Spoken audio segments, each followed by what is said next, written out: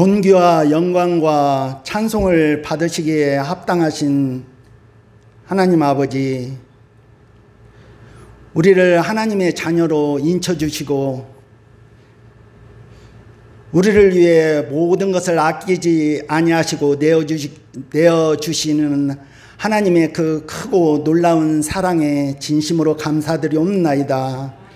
사랑의 하나님 아버지, 오늘도 저희들 주님 앞에 나왔사오니 저 암탉이 병아리를 품듯 하나님의 품 안에 저희를 품어주셔서 세상의 어떠한 악으로부터도 늘 지켜주시고 보호하여 주시고 이 시간에도 성령과 말씀의 풍성함을 더하여 주시옵소서.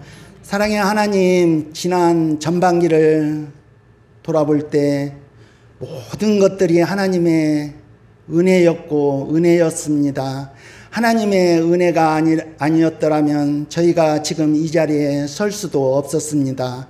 사랑의 하나님 아버지, 정말 그 하나님의 은혜에 늘 감사하며 그 은혜를 잊지 않고 늘 가슴에 새기며 살아갈 수 있게 하여 주시옵고, 우리의 앞으로 미래의 삶도 하나님의 생명 싹개 안에 있게 하여 주시옵소서. 내가 너를 구속하였고 너를 지명하여 불렀나니 너는 내 것이라. 네가 물 가운데 지날 때에도 물이 너를 침몰치 못하고 불 가운데 지날 때에도 불꽃이 너를 사르지 못하리라고 말씀하신 하나님 아버지, 우리를 지켜주시고 보호하여 주시고 인도하여 주시는 하나님의 은혜에 늘 감사하며 저희들이 더 큰 위로를 받으며 살아갈 수 있게 하여 주시옵소서. 사랑의 하나님, 저희 인생이 늘 평탄한 길만 있는 것이 아니라 때로는 험난한 길이 있고 또 우리 앞에 참 답답한 일들이 많이 있지만은 너는 내게 부르짖으라. 내가 네게 응답하겠고 네가 알지 못하는 큰 일을, 은밀한 일을 보이리라고 하시는 하나님, 저희가 이와 같이 힘들고 어려울 때 늘 주님 앞에 나와서 부르짖는 삶을 살아갈 수 있게 하여 주시옵고, 하나님으로부터 응답의 아버지 비밀을 늘 누리며 살아갈 수 있게 하여 주시옵소서. 이 시간 말씀을 전하시는 목사님 주여 붙들어 주시옵소서. 성령으로 충만케 하여 주시옵고 날마다 이 더위에도 피곤치 않고 곤비치 않게 하여 주시옵소서. 사랑의 하나님 아버지, 오늘 전하시는 그 말씀도 물에 새기지 않게 하여 주시옵고 금강석에 하나님 철필로 새기듯 우리 가슴 깊이 하나님 새겨서 그 말씀에 늘 힘을 얻고 위로를 얻고 살아갈 수 있게 하여 주시옵소서. 사랑의 하나님, 우리 청년부 중고등부 수련회가 이번 주 토요일에 있습니다. 하나님, 이와 같은 수련회를 통하여서 저들이 하나님과 더 가까워지고 하나님과 더 친밀할 수 있게 하여 주시옵고, 저 시냇가의 아버지 심은 나무처럼 그 잎이 푸르르고 그 열매가 더욱더 풍성한 것처럼 그와 같은 인생을 살아가는 우리 청년들, 청소년들 되게 하여 주시옵고, 하나님, 저들의 가슴 속에 늘 하나님의 꿈이 저들의 아버지 비전이 되게 하여 주시옵고, 예수님의 아버지 성품이 저들의 아버지 인격이 되게 하여 주시옵고, 성령님의 그 권능이 저들의 아버지 능력이 될 수 있도록 주님 저들의 믿음을 더욱더 강하게 하여 주시옵소서. 사랑의 하나님, 우리 어르신들 하나님 붙들어 주시옵고, 이 더위에 하나님 건강을 잃지 않도록 늘 하나님께서 영육간의 강건함을 더하여 주시옵소서. 야곱이 하나님 노년에 그 풍성한 복을 누렸던 것처럼 우리 어르신들에게도 그와 같은 풍성한 복이 임할 수 있게 하여 주시옵소서. 이 모든 말씀 예수님의 이름으로 기도드리옵나이다. 할렐루야. 지난 6개월간 함께 해주셔서 감사합니다.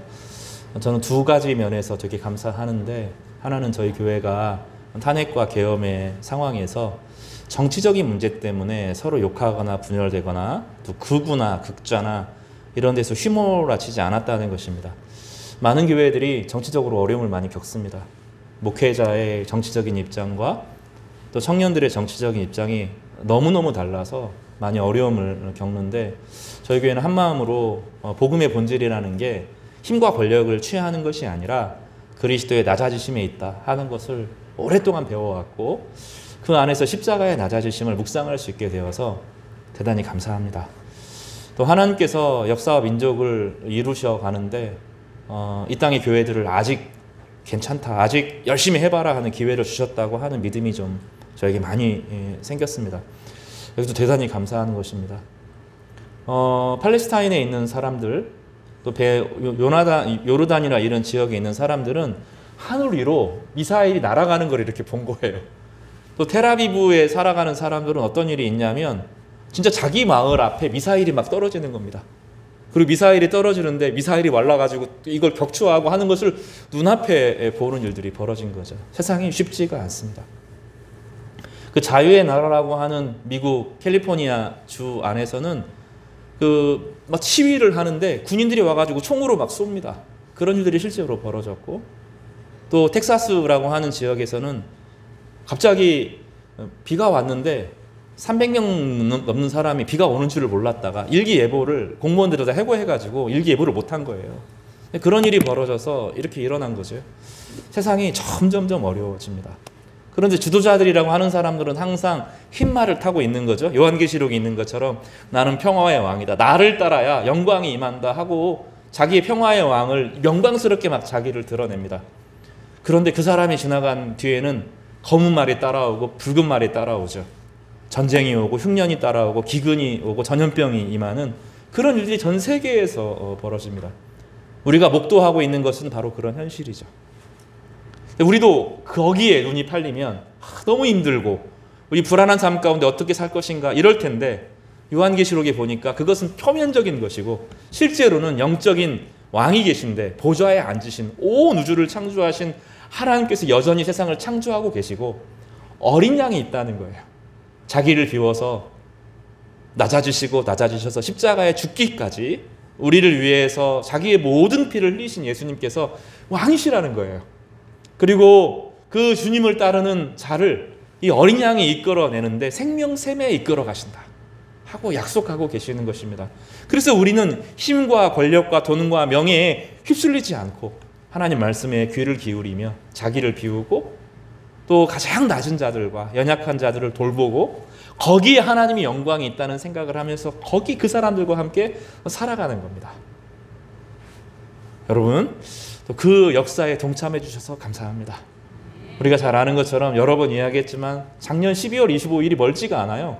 작년 12월 25일에 여기 앞에 계셨던 두 분이 열심히 사회도 보시면서 하여가 막 이런 것도 부르시고 하나님께 찬양했던 그런 장면이 지금도 선합니다. 제가 평생 안 잊을 겁니다. 가끔씩 제가 스트레스를 받으면 그 영상을 봐요. 그러면 막 기쁨이 회복됩니다. 너무너무 즐거웠어요. 그 우리 어려운 순간에 그 즐거움으로 주님의 십자가를 주신 즐거움으로 함께 이겨냈어요. 그 봄에 대신방 하면서 얼마나 즐거워했습니까? 가정마다 돌아다니면서 신방하고 함께 즐거워하고 함께 기뻐하고 그 어두운 시기를 이겨냈어요. 서로를 위해 중보기도 하고 또 우리 세례를 받았습니다. 알코올 중독으로 오랫동안 고생하셨던 어느 한 분이 제가 이름은 밝히지 않겠지만 세례를 받았어요. 내년에는 집사님이 될 겁니다. 그런 역사도 있었어요.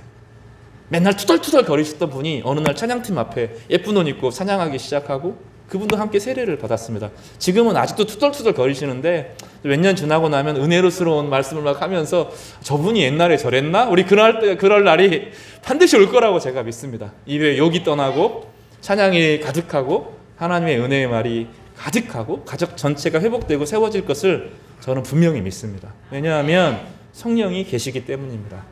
성령은 이 땅에 계신 우리의 의지와 생각으로 상상할 수 없는 일들을 우리 한 사람 한 사람에게 이루어내셔요. 기적을 만들어내셔요. 그 고백이 우리 가운데 분명히 드러나고 나타날 줄을 믿습니다. 이번 주에는 이제 수련회를 이제 토요일과 주일에 이제 가게 되는데 장소 섭외가 사실은 좀 어려웠어요. 대천 영광교회에서 저희 예배 장소를 빌려주기로 했는데 목사님이 너무 적극적이신 거예요. 저는 이제 처음 만나는 분이고 전화로 연락드려서 이제 그분을 만났는데 그분이 말하는 거예요. 대천에도 130개의 교회가 있는데 정보에 능하시더라고요. 근데 왜 우리 교회에 연락을 했느냐? 나는 너를 알지도 못하는데 설교를 들어보고 여러 가지를 보니 이 교회가 끌렸습니다. 그러니까 너무 흡족해 하시는 거죠. 예배당 리모델링 해놨다고. 그래서 청소년 청년들이 마음껏 예배할 수 있고 거기만 오는 게 아니라 언제든지 기도회 모임으로 오라고 하시더라고요. 숙소도 막 주셨는데 거기서 자면 비용을 많이 아끼는데 이런 생각이 들었어요. 근데 아직 아이들이 거기서 자기는 씻는 게 좀 불편해서 어렵다는 생각이 들었습니다. 군데군데를 돌아다녔는데 첫 번째 답사에서는 장소를 찾지를 못했어요. 근데 두 번째 좀 답사를 어떤 계기로 좀 가게 됐는데 예상치 못한 장소가 발견이 되었어요. 수영장이 있는데 대천에서 제일 좋은 실외 수영장이 거기에 있는 거예요. 사람들이 다 다른 곳으로 가서 막 벅적벅적한데 거긴 사람들이 잘 몰라요. 수영장이 엄청 크고 엄청 할인을 해주는 겁니다. 인터넷으로 하면 수수료가 많이 붙는데 직접 오셨으니까 대폭 할인을 해주시겠다고 그래서 장소도 얻었습니다. 어제는 그 찬양 인도자가 없어서 이제 제가 찬양 인도를 하겠다 이런 생각이 있었는데 우리 지난번에 함께 왔던 폴 라이트 그분이 와서 또 찬양을 해주겠다는 거죠. 비용이 뭐가 중요합니까? 자기가 와서 마음껏 기쁨으로 찬양하겠다고 이야기해 주셔서 예상치 못한 일들이 해결되었어요. 참 하나님이 함께 하시는구나 하는 것을 제가 믿겠어요? 안 믿겠어요? 믿어지는 거죠. 하나님이 우리 가운데 사인을 주셔요. 내가 너희와 함께 한다. 걱정하지 마라. 염려하지 마라. 너희 이끌고 있다. 지극히 작은 자와 함께 하려고 하는 교회에 하나님이 손길을 떨치지 않겠다는 거죠. 우리는 내 하나님의 높으심, 내가 높아지고 싶은 마음을 하나님께 투영해서 하나님의 영광 가운데 내가 높아지기를 원하는데 하나님은 그 자리에 없을 때가 많습니다. 대부분 그런 모습은 우상일 때가 많습니다. 주님은 지극히 작은 자들과 함께 하셔요. 이게 성경의 가장 중요한 진리입니다. 하나님이 자기를 비워 종의 형체를 가져 사람들과 함께 하셔서 자기를 비우셨고 그 자기를 비우려고 하는 사람들과 늘 동행하시면서 성령의 역사를 베풀어 주신다는 거예요. 저는 저희 교회에 연약한 자들이 오는 게 그렇게 좋습니다. 왜냐하면 세상에서 버려지고 약하고 사람들이 무시하는 그 사람들에게는 어떤 능력이 있냐면 하나님의 천사들이 그 옆에 있으면서 그들이 하는 기도를 짚고 하신다는 거죠. 이게 요한계시록에 또 예수님께서 하신 마태복음에 아주 중요한 내용입니다. 그런 사람들을 우리는 너무 귀하게 여깁니다. 막 큰 정치인들 와가지고 그래도 안녕하십니까 이렇게 인사하겠지만 남들이 알아주지 않는 그 사람들 앞에서 우리는 어떻게 합니까? 안녕하십니까 이렇게 인사하죠. 왜냐하면 세상의 영광을 그 사람들은 다 받았지만 작은 자들은 그 영광을 아직 모르기 때문이죠. 그러니까 서로를 귀하게 여기고 세상에서 약한 사람들을 소중히 여기고 지극히 작은 자들과 함께 하시는 하나님과 동행하면서 하나님의 뜻을 펼치는 그런 교회가 되기를 바랍니다. 그 일에 우리 함께 동참하시고 우리 이제 새롭게 시작하는 후반기가 하나님의 은혜로 충만하시기를 주님의 이름으로 간절히 축복합니다. 우리 지난주 어떤 내용이 있었습니까? 언약을 맺었어요. 언약을. 요나단은 왕의 아들입니다. 시간이 지나면 왕이 됩니다. 경험도 많습니다. 이제 40세가 넘었기 때문에 인생의 경험도 있고 세상의 승리를 경험한 하나님의 역사를 경험하기도 한 요나단은 왕의 아들입니다. 그런데 자기보다 10살 정도 어린 10서너 살 정도 어린 다윗이라고 하는 사람이 믿음으로 골리앗과 맞서는 것을 보았습니다. 하나님의 은혜가 그에게 충만한 것을 보았습니다. 요나단이 깨닫습니다. 나보다 저 사람이 더 왕인 것 같다. 자기의 군복을 벗어주고 투구를 벗어주면서 그에게 축복했습니다. 그런데 요나단의 아버지 왕 사울이 다윗을 죽이려고 합니다. 그것이 실수가 아니라 계획적이고 주도 면밀한 목적 가운데 이루어졌다는 것을 요나단이 확인했습니다. 가슴에 눈물을 철철 흘리면서 아버지에게 대항합니다. 아버지, 다윗이야말로 진정한 왕입니다. 그렇게 말하고 다윗을 보호해주고 지켜줍니다. 지금 상황은 어떻습니까? 다윗은 왕의 시혜자, 왕을 배반한 자라고 하는 억울한 누명을 쓰고 이제 광야로 나아가게 됩니다. 쫓겨가게 됩니다. 비참한 삶을 살게 됩니다. 자기는 궁궐에서 잘 지냅니다. 그런데 요나단이 다윗을 축복합니다. 나는 점점점 약해질 거야.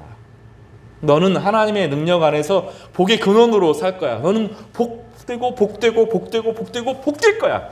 그러니 너는 절대 주저하지 말고 두려워하지 말고 상황에 매이지 말고 믿음으로 살아. 하나님께서 너를 축복하고 축복할 거야. 그리고 뭐라고 말합니까? 네가 세상에서 성공할 때 하나님께서 너에게 복의 근원임을 온 세상의 사람들이 다 알게 될 때 나를 기억해줘. 내 자녀들을 기억해줘. 우리 그 언약을 맺자. 이렇게 요나단이 말합니다.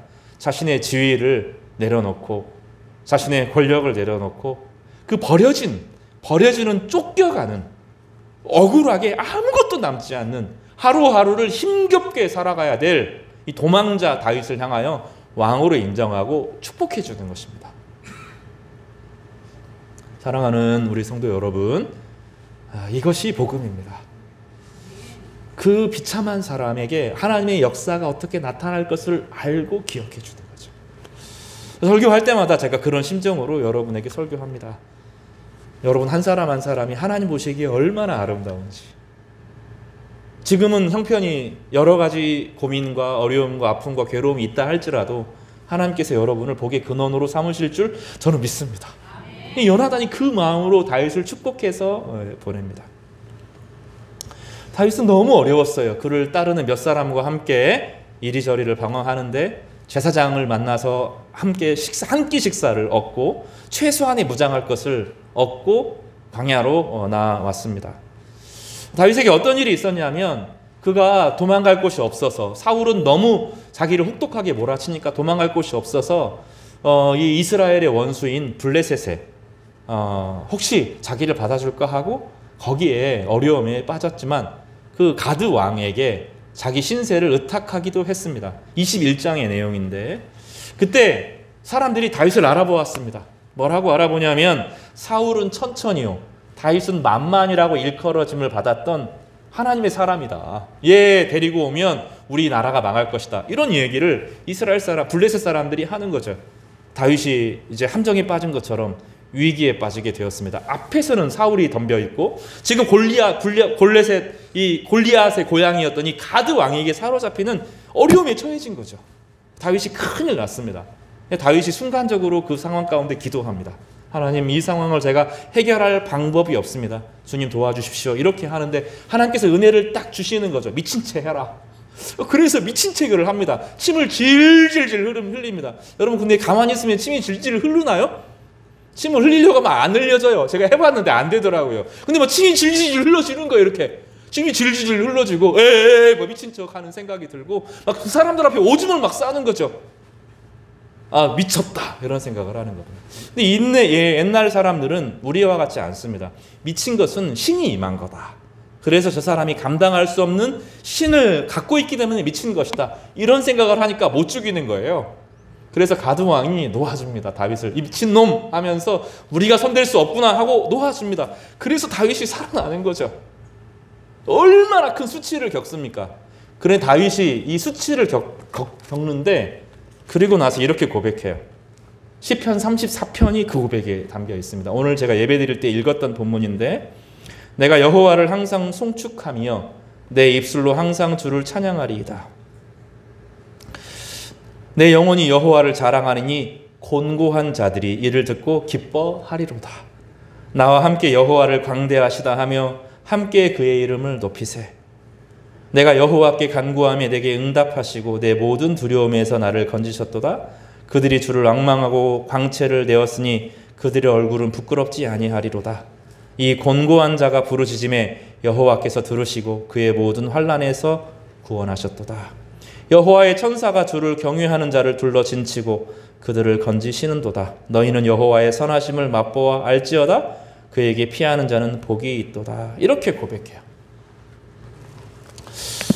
우리는 왜 하나님께서 이런 방식으로 다윗을 구원하는지 모릅니다. 다윗이 블레셋 왕에게 내려가는 것을 하나님께서 원하셨어요? 원하지 않으셨어요? 원하지 않으신 것입니다. 그래서 그가 실수하고 잘못한 것이죠. 그럼에도 불구하고 그 실수와 잘못을 하나님께서 만회하게 하시고 그로 하여금 지혜를 주셔서 그 어려움을 빠져나갈 수 있도록 하셨던 것입니다. 여러분 우리가 하나님의 백성이라고 해서 항상 잘하는 게 아닙니다. 우리가 항상 바른 판단을 하는 것이 아닙니다. 우리는 실수하고 잘못하고 우리의 잘못으로 말미암아서 훨씬 더 어려움에 처할 때도 있습니다. 하나님이 우리의 완전을 보시는 것이 아닙니다. 기독교는 하나님 안에서 하나님을 닮아가는 것이 신앙이죠. 우리의 신앙이 처음에는 연약했지만 점점점 하나님의 성품을 닮아가는 것이 신앙입니다. 그러나 하나님이 우리 가운데 완전해야 우리의 기도에 응답하시는 것이 아닙니다. 실수하고 잘못하고 실패합니다. 연약해집니다. 그럴 때가 있습니다. 그러나 우리의 연약함을 하나님 앞에 고백하고 정직하게 그 고백을 아뢰면 하나님이 그 어려움들을 빠져나가게 하시고 그 언약의 말씀을 지켜서 하나님의 형상으로 하나님의 자격으로 우리를 이끌어 내주시는 거죠. 다윗은 그때 그것을 알아요. 내가 실수하고 잘못해서 하나님의 약속을 믿지 못함으로 이스라엘의 원수인 블레셋에 내려갔지만 하나님의 나를 불쌍히 여기셔서 건지셨구나. 이 깊은 고백을 하게 되는 것이죠. 두 번째로 살펴볼 것은 이제 22장과 3장의 내용을 요약해서 제가 또 말씀드릴 텐데 이제 그일라라고 하는 지역으로 다윗이 피합니다. 따라서 해볼까요? 그일라. 23장의 내용입니다. 사람들이 다윗에게 전하여 이르되 보소서 블레셋 사람이 그일라를 쳐서 그 타작마당을 탈취하더이다. 이 그일라라고 하는 지역은 이스라엘의 이제 블레셋이 왼쪽 해변가에 살고요. 그일라는 이스라엘의 경계 가운데 살고 있는 이스라엘 사람들입니다. 추수철이 되었어요. 추수철이 되었고 추수를 하려고 하는데 블레셋 사람들이 해적들이거든요. 원래 그리스 사람의 일족으로 해안가를 참여하고 있는 우리나라의 왜구와 같이 해적의 역할을 했던 사람들입니다. 이제 추수 지역에 그 추수한 것을 빼앗으려고 하는 거죠. 추수한 것을 빼앗으면 그일라 사람들이 1년 동안 이제 굶어 죽는 거죠. 근데 지금 다윗이 누구에서부터 벗어났어요? 블레셋 왕 가드에게서부터 겨우 피했습니다. 그리고 위에는 누가 있어요? 사울이 언제 공격해 올지를 몰라요. 그러면 다윗은 이런 상황에서 어떻게 해야 됩니까? 그일라는 누가 보호해야 돼요? 왕이 보호해야 되죠.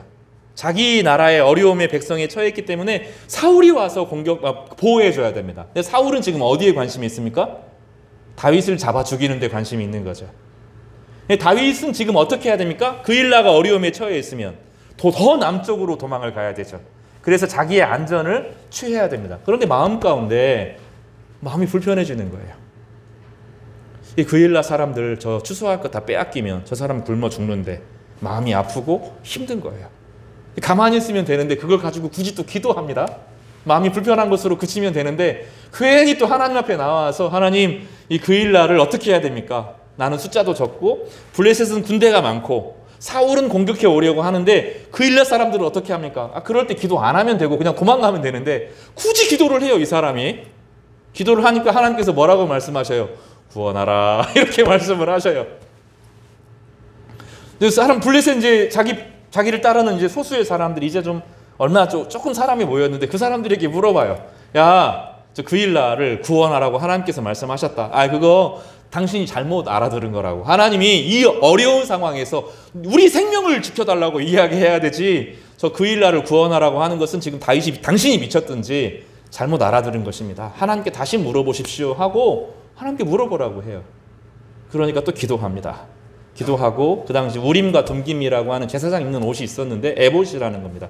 그 에봇을 입고 기도하는데 하나님께서 사인을 주셔요. 구원하라 이렇게 기도하시는 거죠.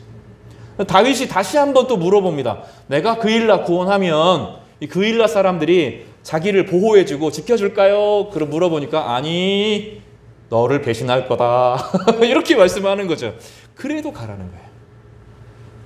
이 본문은 우리 가운데 첨예하게 보여주는 것이 있습니다. 하나님은 무엇으로 부름받았어요? 다윗을 어떻게 부르셨어요? 왕으로 부르셨어요. 지금 다윗이 왕입니까? 아닙니까?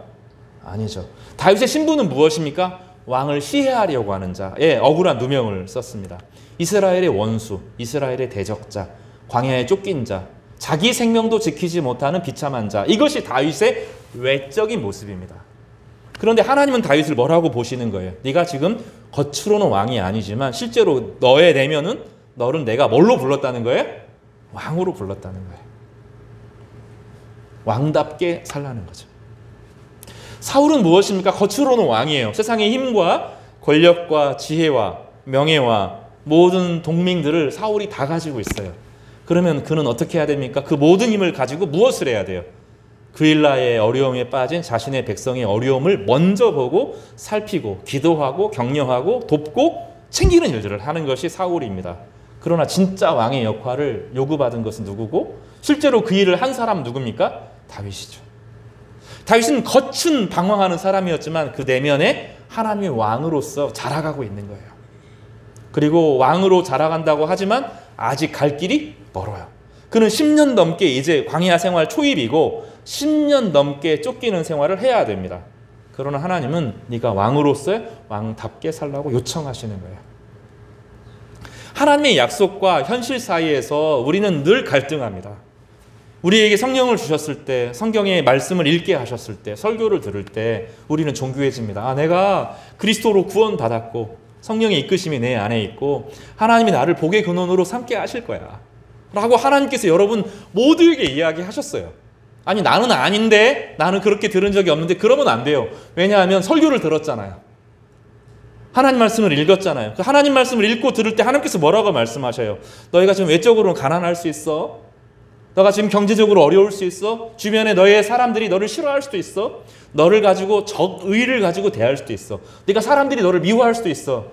너 경제적으로 어려울 뿐만 아니라 장애가 있을 수도 있어. 수많은 문제들이 여러 가지가 있을 수 있어. 그런데 그것은 외적인 거야. 그러나 영적으로는 너는 복의 근원이야. 너는 제사장이야 라고 하나님께서 여러분에게 말씀하셨다고요. 그 사이에서 우리는 고민해요. 내 어려움의 문제 가운데 그 어려움을 현실을 냉정하게 보고 이 현실을 보면서 나는 이거밖에 안 돼. 그러니 나는 내 인생의 의미는 무엇이지? 아무것도 아니야 하고 절망하고 좌절할 수 있어요. 아니면 그건 다른 사람들이 할 일이고 나의 가치는 아무것도 아니야 하고 내 인생의 문제를 해결하는데 인생 전체를 걸 수도 있어요. 항상 그 문제를 해결하기도 늘 어떻게 해요? 바쁘고 온 힘을 다해서 해결이 돼요? 안 돼요? 안 되는 게 우리 인생이에요. 사랑하는 성도 여러분, 근데 하나님 우리 가운데 뭐라고 말씀하셔요? 너는 복의 근원이야. 너는 제사장이야. 너는 왕 같은 제사장이야. 너는 하나님의 나라야. 이게 하나님께서 우리 가운데 약속하시는 거죠. 그래서 우리가 그 말씀을 믿는 거죠. 믿어지는 거죠. 이게 믿어지지 않는데 조금 믿음이 생겨요, 그게. 그래서 그걸 가지고 기도하기 시작합니다. 근데 주변에 있는 사람들, 저 사람들은 나를 저주할지 몰라서 그렇습니다. 저 사람들이 나를 뭐라고 말해도 나는 내 가치를 가지고 있습니다. 이렇게 고백하는 거죠. 여러분, 5만 원짜리가 있어요. 내가 돈을 가지고 있습니다. 어떤 사람이 그건 5만 원이 아니라 5천 원이야, 만 원이야, 10원이야 이렇게 말해도 5만 원은 5만 원이죠. 그 가치는 변함이 없는 거죠. 다른 사람들이 여러분을 대해서 이렇게 저렇게 말할 수 있어요. 이 사람은 이거밖에 안 되는 사람이야. 외모를 보는 거죠. 이 사람은 가난해. 이 사람 어릴 적 환경이 좋지 않았어. 이 사람은 사업에 실패했어. 이 사람은 키가 작아. 저는 어릴 때 이제 키하고 얼굴로 얼굴이 새카매지거든요. 이때만 되면 남들은 다 하나인데 새카매져요. 키 작고 얼굴 새카맣고 땡글땡글하고 막 이러는 거죠. 외모로 저도 시달림을 많이 당했어요. 도토리 같네 이런 소리 제가 많이 들었습니다. 그런 소리 들을 수 있어요. 얘는 이거밖에 안 되라고 사람들이 말하는 시선으로 우리를 평가하고 재단한다고요. 근데 거기에 당하면 안 돼요. 나는 장애인이구나. 나는 실패했구나. 나는 이러이러한 사람이구나. 나는 이런 존재구나 하고 자기를 딱 제안하는 거죠. 이 사상 사람들이 우리를 평가하는 말이죠. 그 안에 악의가 있고 적의가 있고 무시가 있고 경멸이 있고 비교의식이 있죠.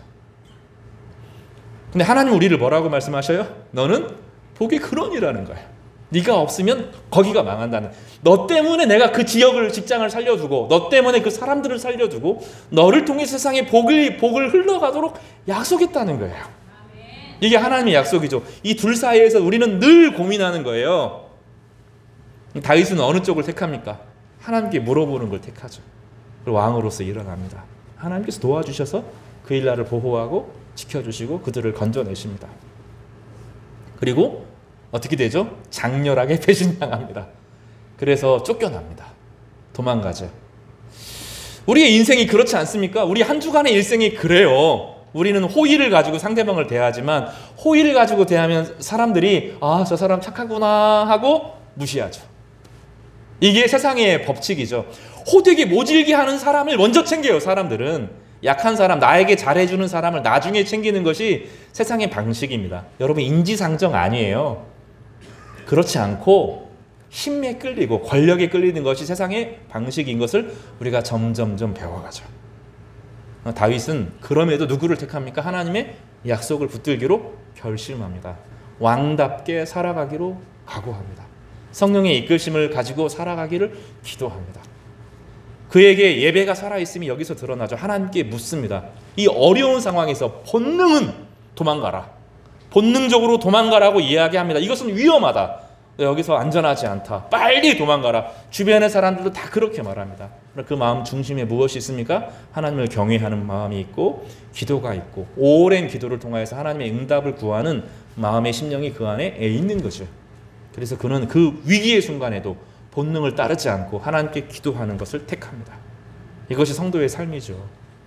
우리가 세상만 보면 안 돼요. 세상이 움직이는 것은 힘과 권력을 가진 사람들이 모든 것을 다 가지는 것 같습니다.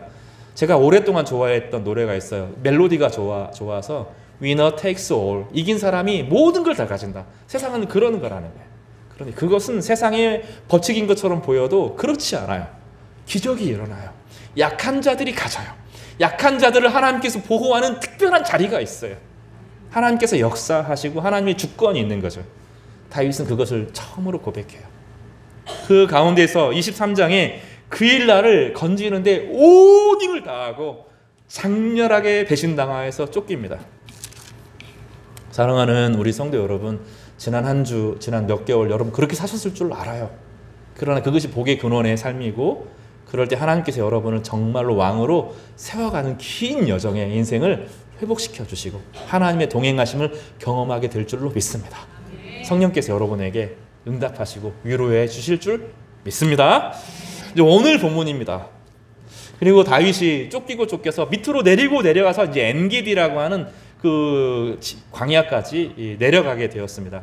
엔게디는 절벽이 많아요. 깎아지는 절벽들이 있고 그 안에 동굴들이 꽉 있습니다.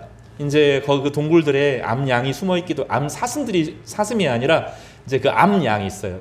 그 동굴 위에서 사는 사슴과 같이 거기를 막 뛰어다니는 이런 이제 동물들이 있습니다.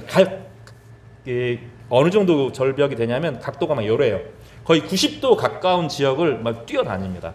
그런 지역에 이제 바위들이 있고 토굴들이 많아요. 그 중에 이제 한 토굴에 다윗과 다윗의 별동대들이 숨어 있었어요.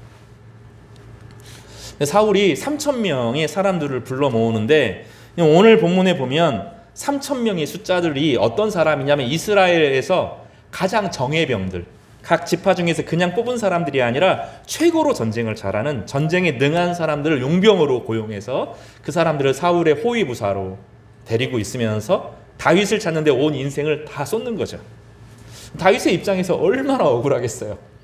자기는 충성스러운 사람이고 이스라엘을 위하는 사람이고 쫓기면서도 그 일날을 구원하는 그런 왕 같은 사람인데 자기의 신세가 어떻습니까? 쫓기고 배신당해서 굴에 숨어서 있는 거죠. 그런데 하필 군대들이 점점점 자기 주변으로 모여들기 시작해요. 수많은 굴들이 있는데 그 중에 하필 자기 굴 앞으로 다가오는 거죠. 웅성 그 수많은 굴들이 있는데 하필 그 3,000명의 군사들이 자기 앞으로 모여들기 시작합니다. 그러면 이제 피하지도 못하고 굴로 더 깊이 들어갈 수밖에 없는 거죠. 그 사람들 중에서는, 다윗을 따르는 사람들 중에서는 원망이 있지 않겠어요? 그때 그 일날 구하지 말고 도망갔어야지. 우리 모두가 다 상식적으로 다 아는 건데 왜 하필 기도한다고 무릎 꿇고 기도하더니 그 일날을 구하고 나서 결국 하는 것이 쫓기고 시간을 사울에게 벌어줘가지고 여기까지 오게 하고 저 굴들의 사람들이 여기 있는데 그 사람들이 지금 모여들고 있잖아. 네가 하나님의 사람 맞아? 네가 하나님의 사람이면 그런 일이 벌어져? 그런 일이 생기지 않겠어요? 다윗의 형편이 바닥으로 떨어집니다. 자존감이 무너져요. 3,000명이 딱 도열을 해서 이제 굴 앞에 들어가기 직전입니다. 그런데 사울이 이 굴이 겉으로는 조그만한 거죠. 안에도 컸던 것 같아요. 조그만한 굴에 들어가면서 잠깐 있어. 다른 굴 찾고 여기에는 없을 것 같아. 들어가서 요 성경을 좀 읽어보겠습니다.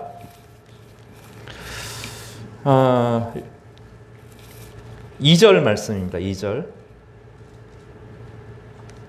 쭉 읽어보겠습니다. 시작. 사울이 온 이스라엘에서 택한 3,000명을 거느리고 다윗과 그의 사람들을 찾으러 들염소 바위로 갈새 길가 양의 우리에 이른즉 굴이 있는지라. 사울이 뒤를 보러 들어가니라. 다윗과 그의 사람들이 그 굴 깊은 곳에 있더니.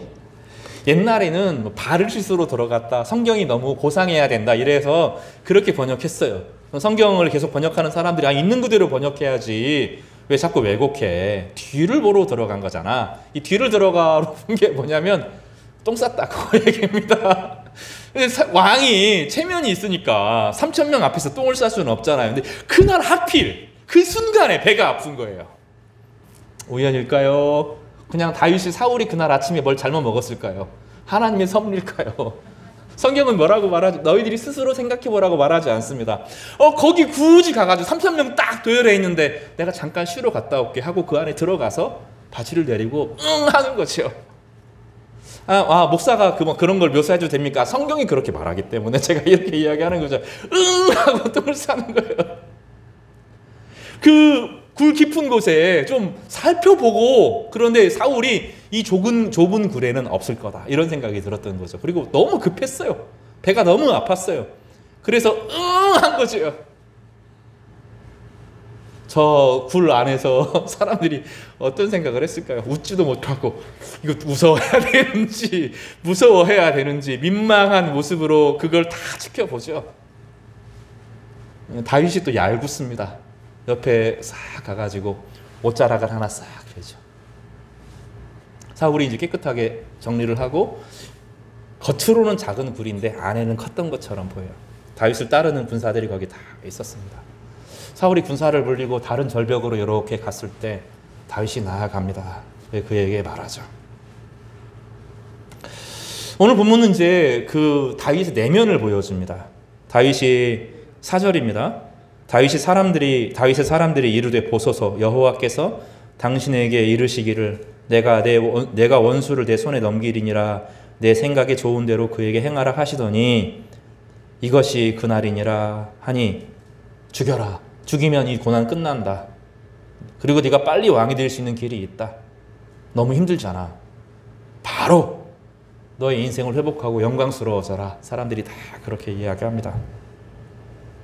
다윗이 그 말을 듣고 일어납니다. 사람들은 다윗이 사울을 당연히 죽일 줄, 본능에 따라서 당연히 죽일 줄 알았습니다.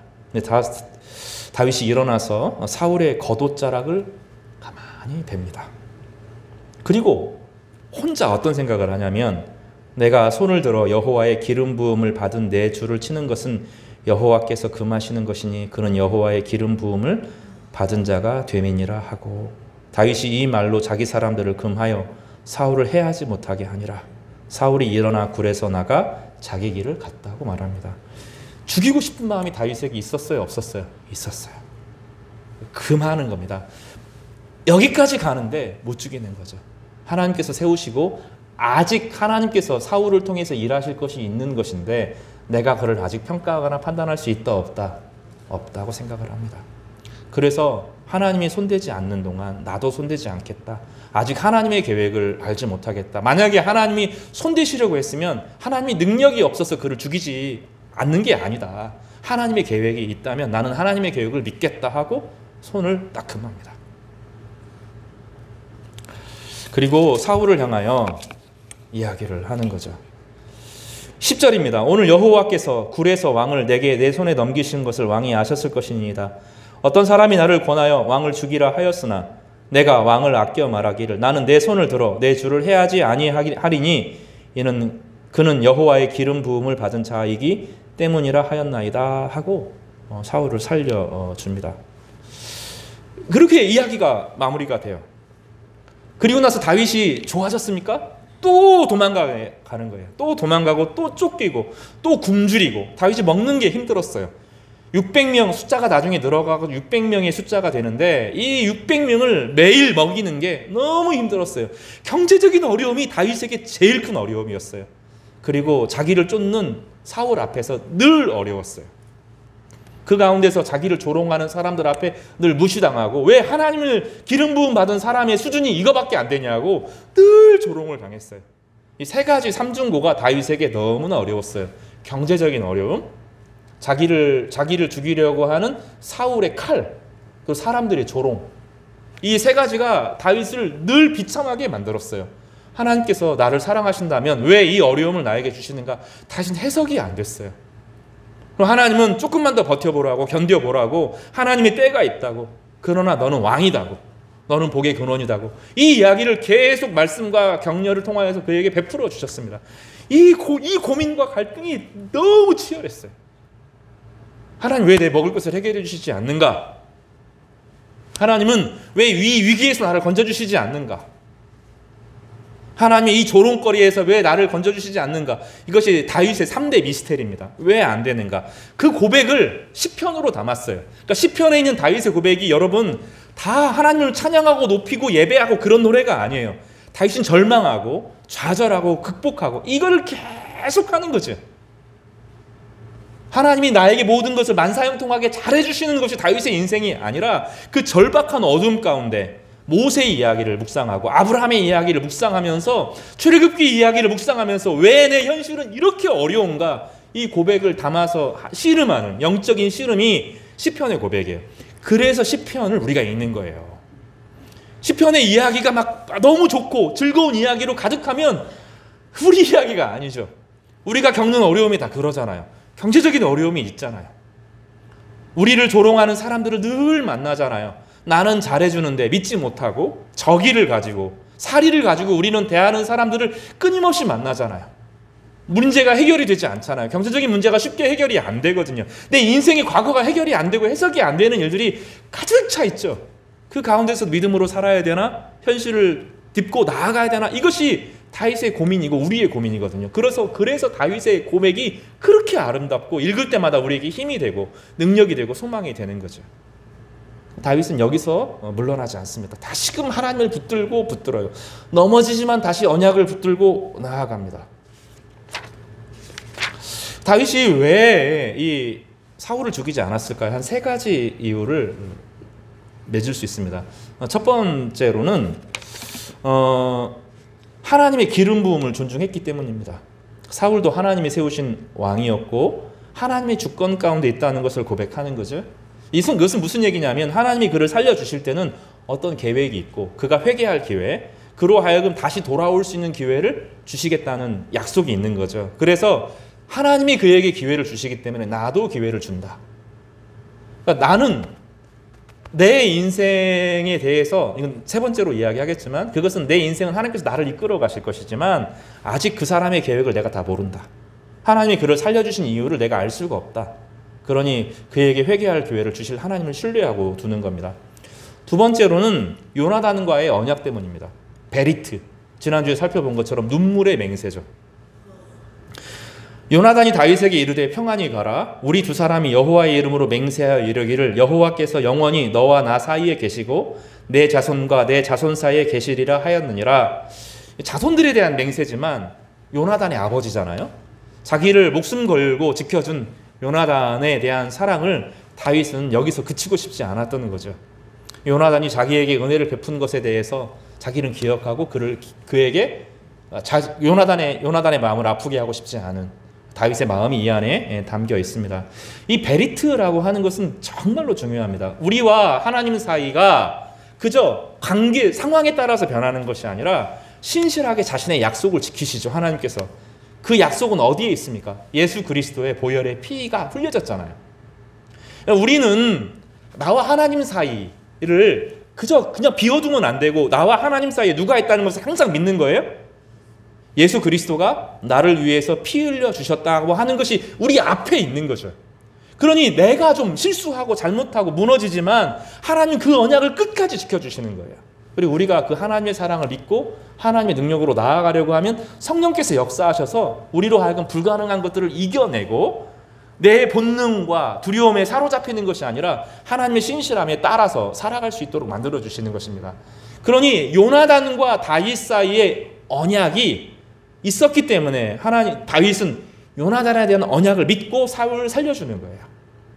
이것은 우리에게도 마찬가지라고 다시 말씀드리지만 우리는 부족하고 연약하고 실패하지만 예수 그리스도가 우리를 위해 죽어주신 피 흘려주신 십자가의 사랑이 있기 때문에 하나님은 실패하지만 우리를 다시 일으켜 세워주시고 우리에게 다시 기회를 주시고 성령의 능력을 베풀어 주시는 것입니다.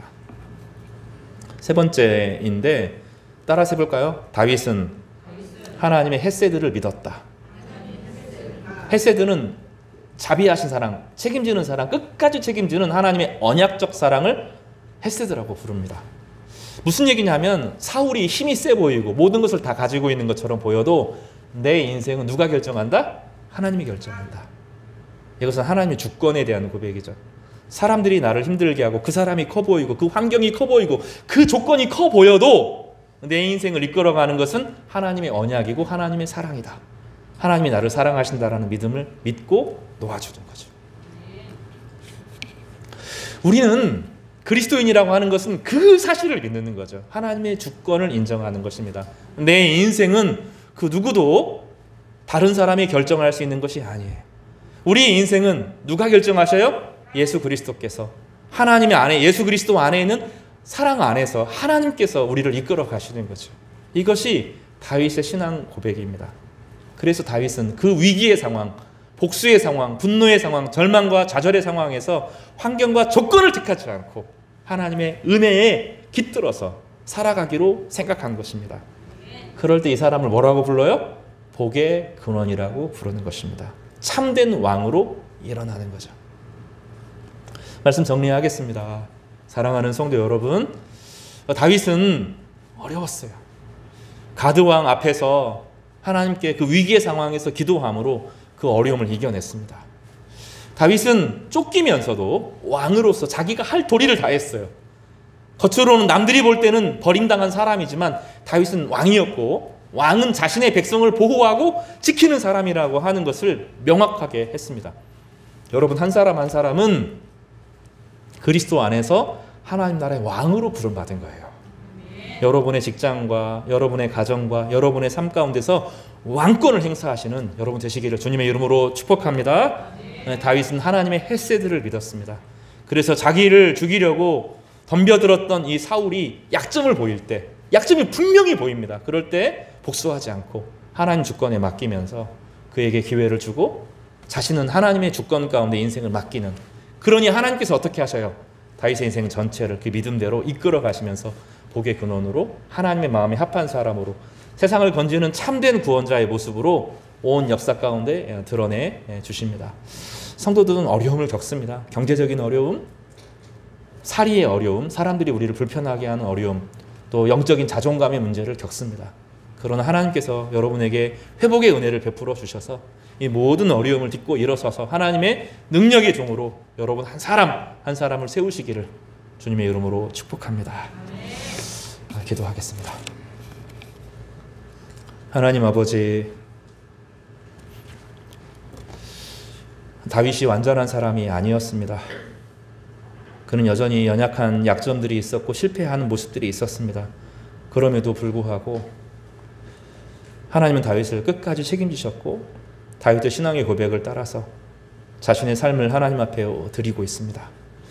우리 인생을 살아가면서 경제적으로 어려움을 겪을 때가 많습니다.